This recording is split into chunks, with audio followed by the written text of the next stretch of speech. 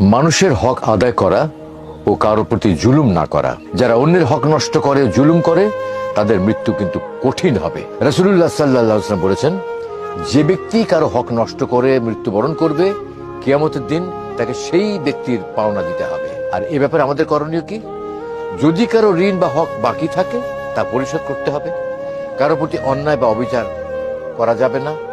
মানুষের সঙ্গে ভালো ব্যবহার করা এবং দয়া প্রদর্শন করা।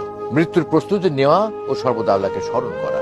যারা বেশি বেশি মৃত্যুকে স্মরণ করে, তাদের জন্য মৃত্যু সহজ হয়ে যায়। রাসূলুল্লাহ সাল্লাল্লাহু আলাইহি ওয়াসাল্লাম বলেছেন, যে ব্যক্তি বেশি বেশি মৃত্যুকে স্মরণ করবে, তার জন্য মৃত্যু সহজ করে দেওয়া হবে।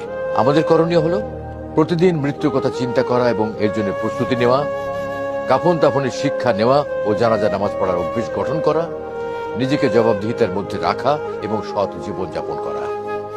মৃত্যুর যন্ত্রণা এতটাই ভয়ঙ্কর যে মানুষের পক্ষে তা সম্পূর্ণরূপে বোঝা সম্ভব নয়। কোরআন ও হাদিসে বারবার এর ভয়াবহতার বিবরণ দেওয়া হয়েছে, যা আমাদেরকে স্মরণ করে দেয় যে এটি সহজ কোনো বিষয় নয়।